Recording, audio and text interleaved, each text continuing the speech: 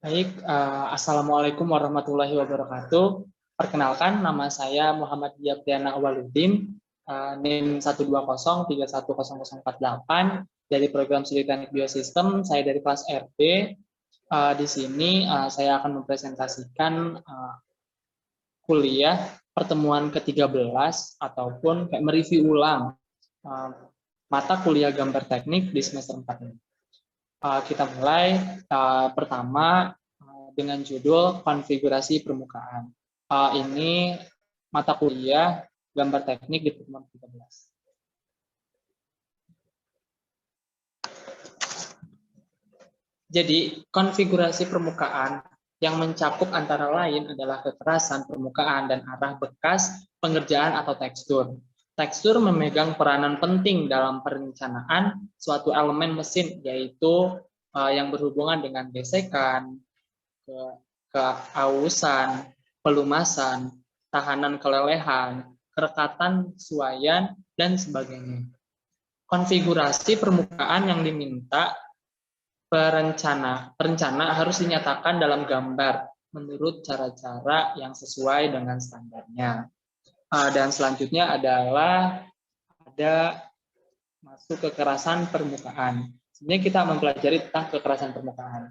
Kekerasan permukaan adalah penyimpangan rata-rata aritmatik dari garis rata-rata profil yang selanjutnya disebut nilai kekerasan atau RK. Nah, nilai kekerasan ini satuannya itu adalah mikromilimeter. Nilai kekerasan rata-rata aritmatika telah diklarifikasikan oleh ISO menjadi 12 tingkat kekerasan dari nilai N1 sampai dengan N12 untuk menunjukkan pada gambar mengenai spesifikasi kekerasan ini dapat dituliskan langsung dengan nilai RA-nya atau tingkat kekerasannya. Kita next ya. Nah, di sini ada nilai tabel kekerasannya. Nah, dari 0,025 sampai dengan 50, N1 sampai dengan N12. Nah, digolongkan bahwa N1 itu 0,08 panjang sampel dalam bentuk milimeter dengan nilai kekerasannya itu 0,05 sampai dengan N12. Nah, N1 ini termasuk kekerasan yang paling halus ataupun yang paling sedikit kekerasannya. Dan yang paling kasar yaitu adalah N12 dengan jumlah kekerasan nilai mikromilimeternya itu sama dengan 50. Dan panjang sampel itu sampai dengan 8 mm.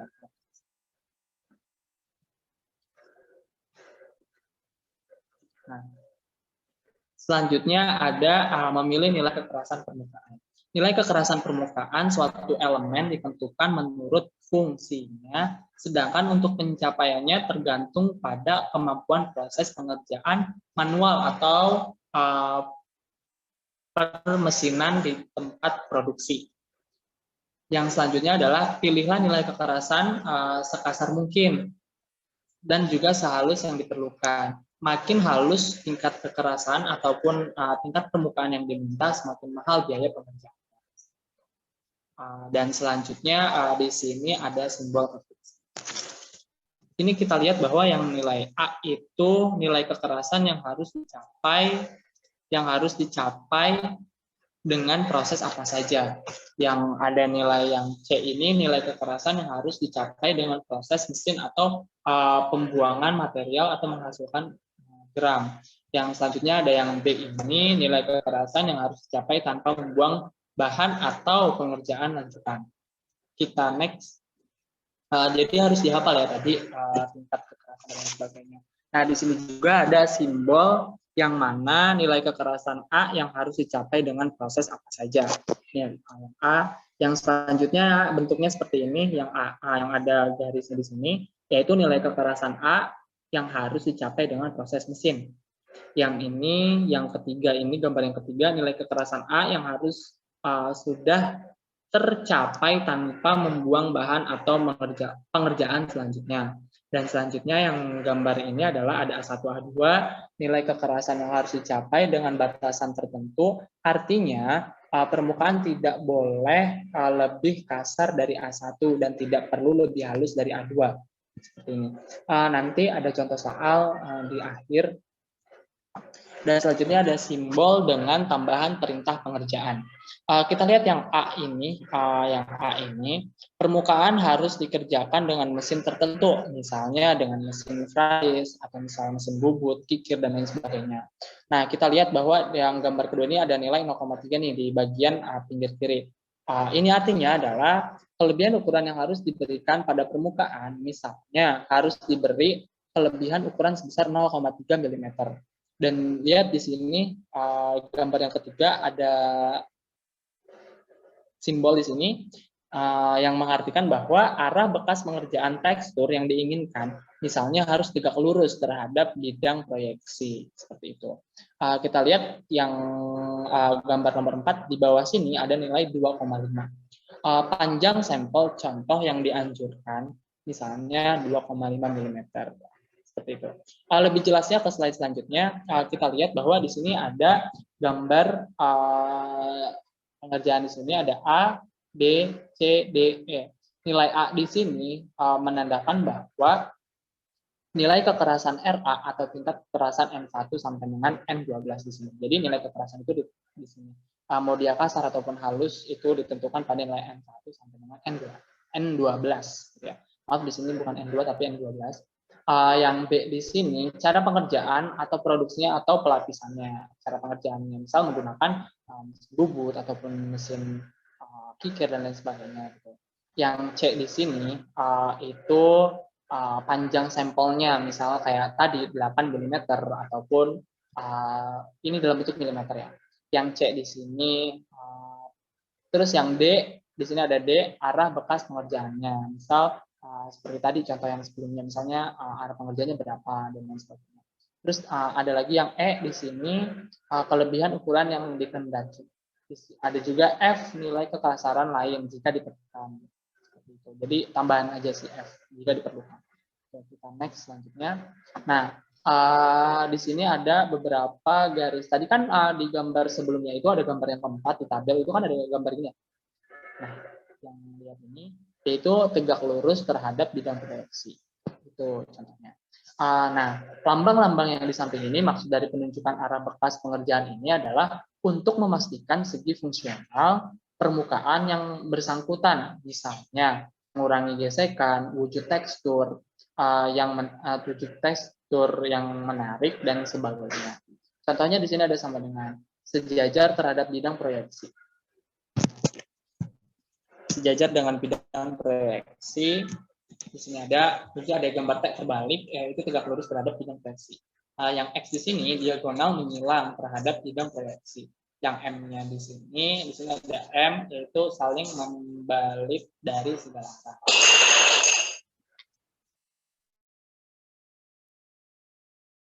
Terus ada C di sini, nih ada lambang C di sini, artinya melingkar terhadap titik pusat permukaan. R di sini radial terhadap titik pusat permukaan. Dan selanjutnya, nah ini kekerasan permukaan pada proses manufacturing. Contoh yang pertama, misalnya tentang sandcasting. Sandcasting di sini misal dari 5 sampai dengan 50. Sandcasting di sini urutannya ada 5 sampai 50. Nah, ini juga misalnya ada dan forging, hot rolling sampai ke maning gitu ya. Selanjutnya.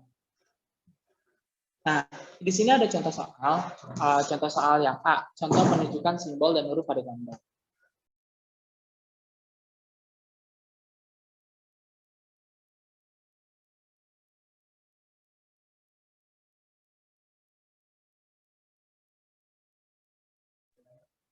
Mohon maaf, ada kendala. Contoh yang A di sini, kita lihat bahwa yang A di sini. Nah, itu ada pada gambar ya. Sebenarnya sama aturan yang ini dan juga aturan yang bawah ini. Saya jabarkan yang pertama itu kan arah bekas pengerjaannya itu atau teksturnya yang diinginkan misalnya harus tegak lurus terhadap bidang proyeksi. Yang kedua, nilai kekerasan atau mikrometernya atau tingkat kekerasannya N1 sampai dengan N12. dan juga nilai kekerasan A yang harus dilapisi dengan proses mesin. Terus di sini ada contoh yang kedua. Di sini tidak terlihat rumit, tidak terlihat rumit, namun setelah dijabarkan itu sederhana sekali, sama saja fungsi dari misalnya ini kita kasih contoh, ini gambar A, ini gambar A, sama saja kan, gambar A, ini gambar A, ini gambar B, dan juga ini gambar B, ini sama saja, dan juga ini ada gambar C. Gitu. Gambar C di sini mungkin sama seperti gambar A dan B. Saya jabarkan untuk gambar yang A dulu ya, gambar A di sini dan juga di sini. Karena bekas pengerjaannya itu teksturnya yang diinginkan misalnya harus tegak lurus terhadap bidang proyeksi. Seperti itu. Terus yang selanjutnya adalah nilai kekesaran mikromilimeternya atau RA-nya atau tingkat kekerasan instruksi dengan ambiguitas. Dan juga nilai kekerasan A yang harus yang dilapisi dengan proses mesin. Dan juga ya itu untuk yang nilai AA di sini dan juga yang di sini. Dan selanjutnya di sini ada yang sebelah kanan dan juga sebelah kiri. Saya gambarkan bahwa nilai kekerasan mikro RA-nya atau tingkat kekerasan itu yang 1 dengan sampai dengan 12. Itu kan di gambar ABC ya. Nah, di sini. Nah, untuk yang B-nya ini adalah cara pengerjaan proyeksi atau pelapisan mensal. Cara pengerjaannya seperti menggunakan pikir ataupun dan lain sebagainya. Dan selanjutnya yang C di sini adalah panjang sampel. Mungkin ini contoh soal, mohon maaf jika kurang jika kurang jelas dalam penyampaian contoh ini. Mungkin terima kasih yang sudah melihat ataupun melihat review dari pertemuan ke-13 gambar kayak begini. Mohon maaf bila ada kesalahan, lebihnya dari Sang Maha Kuasa. Mungkin ini yang saya pahami dari pertemuan ke-13 dan juga ini yang saya bisa dari pertemuan ke-13 ini. Mohon maaf bila ada kesalahan dari saya. Assalamualaikum warahmatullahi wabarakatuh.